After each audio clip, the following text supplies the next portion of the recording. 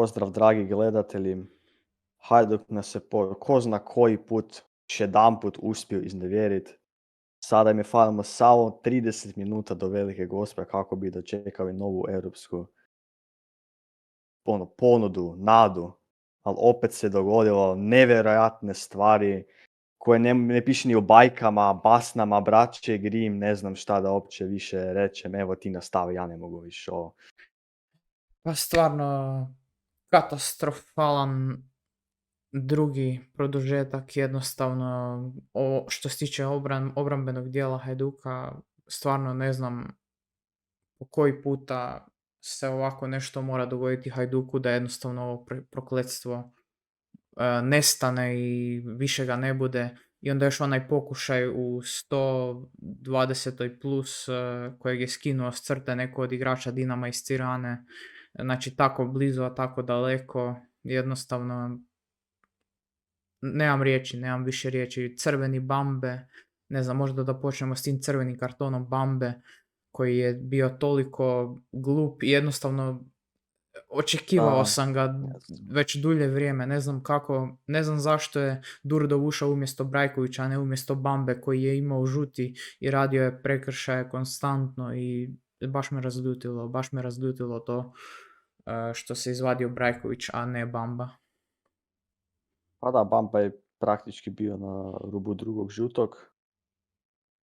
Samo onda možda Garcia nije htio gurat Dudova da igra neku neprirodnu poziciju, pošto je dosta mladi igrač i dalje. Je Bamba nešto iskusniji. Ipak, najviše zbog toga, nažalost Šego nije u formi, nemaš neko krivo ko je u formi jednostavno, da bi zamijenilo Bambu. Eventualno bi uvelo nekog veznog igrača, pa ne znam, da bi igrao A bez mislim, krila, ajmo reći. bilo je opcija Ben Raul na ljevom krilu, Rebić na ljevom krilu, Šego na ljevom krilu, Brajković na ljevom krilu, Durdov na desnom. Mislim, stvarno je bilo opcija, ne znam, mislim da to nije izgovor. Mislim da je to velika greška Garcije zapravo. I... Pa da, sad je lako to reći, ali ne znam, evo Šego ti nije u formi. Zar nije Brajković igrao desno, ne? Od početka. Da, ali onda su se zamijenili. Da. Zamijenili su se, pa je Brajković igrao ipak lijevo. Pa onda je Bamba opet igrao lijevo, pa Durdov desno, ne znam, nešto je pokušavao s Bambom. Mislim, Bamba je imao dosta prodora i dosta svega, ali mislim da ga je trebao izvaditi zbog tog žutog kartona van.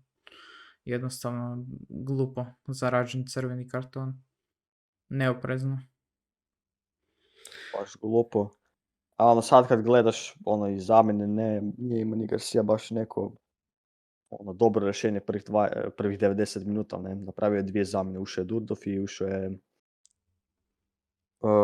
ko je još ušao? Durdov Sad sam i... zablokirao. I Ben Rowe umjesto Kalika, da. Da, kad je Kalik dobio žuti. Nemaš koga uvest, 90 minuta čuvaš se za produžetke, ih očekuješ. Ne možeš staviti Rebića prije u 70. kad realno nije još spreman za igrat duže od 20 minuta. Šego ti nije u formi, ne znam, ajde. I onda poslije za produžetke čuvaš Menjaka, možda Diallo, Sigur, Puštas. Ali Ne znam, Ivušić katastrofalan, ne znam, jednostavno što bi rekao više o Ivušiću. Od kad je došao nije se baš iskazao, imao je sad tu jednu obranu 1 na 1, ali onda... Da, i pobranio je onako 2 zicera ovu utakmicu, nije imao nijednu obranu. Malo je loše reagirao kod tog gola, ali gore je reagirao... Mlačić. Ne znam točno ko je bio, mislim na Mlačić, da. Koji je trebao sam to u korner izbaciti makar. Ali, da, Užasno. nevjerojatno. Užasno što se dogodilo. Ovaj gol Čardakua više neće zabiti takav gol 10 godina, ne znam. U 10 godina jednom se takav gol zabija možda. Ali zaista... Sjeća me malo na Dantešov gol. Da, nažalost. Isto iz daljine. Stvarno ne znam što se mora dogoditi da Hajduk konačno proigra u Europi. Jednostavno... Pa puno toga, ali ne budemo sad o tome.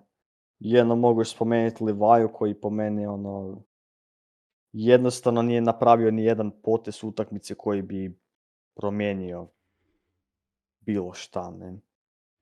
Da, Što se Livaja ono općenito obično očekuje od njega. nije baš dobro ušao u sezonu. Livaja, to moramo reći. Jednostavno njega se očekuje da da neki gol ili neku asistenciju s onom praktički nemogućih situacija, zato je tu po tome i poznat. Zato je i Hajduk znao prolaziti neke protivnike i prolazi i pobjeđivati utakmice HNL na temelju Livajevih individualnih kreacija. A u ovih zadnjih par utakmica, to jest ove sezone, to se baš ne viđa.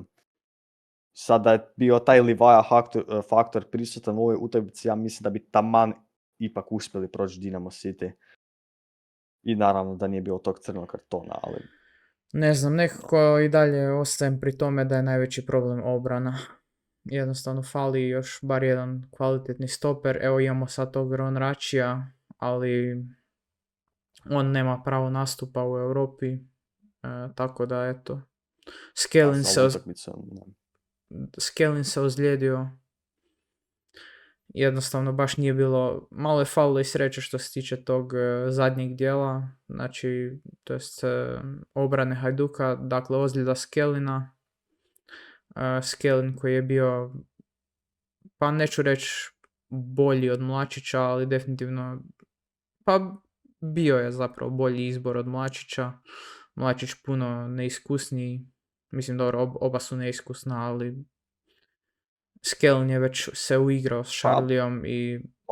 Mlačić mi je djelovao dobro kad je imao on posjed loptu, kad je išao izlaziti, znao je proći prvu liniju, napadače Dinamo Citya, ali je često onda grešio u daljem dodavanju. A u obrani je napravio taj kiks, nažalost. Ne. On i Ivušić 50-50, da. Nažalost, tako je ispalo. Ne znam, evo, nakon gola Karačića stvarno sam se nadao da će biti nečeg,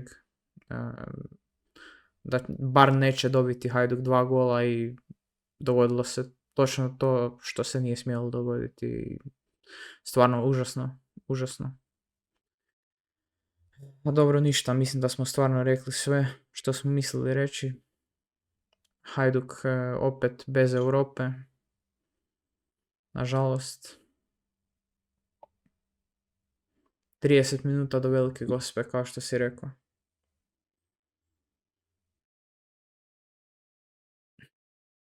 A dobro, ne znam. Sad, barem će biti rasterećeni Europe, pa možda nešto naprave ove sezone u HNL-u. Ali... To govoriš već 14 godina. Da. Neka utjeha. Evo, već se tješimo. A dobro, ništa, mislim da je to bilo sve za ovaj video. Hvala puno što ste gledali. Do nekog idućeg, nadajmo se, ljepšeg videa kad Rijeka prođe u Europa ligu, to jest odigra dobro, ili kad ćemo pokrivati ovaj vikend HNL-a. Da, stvarno. Da. Hvala puno na gledanju i pozdrav.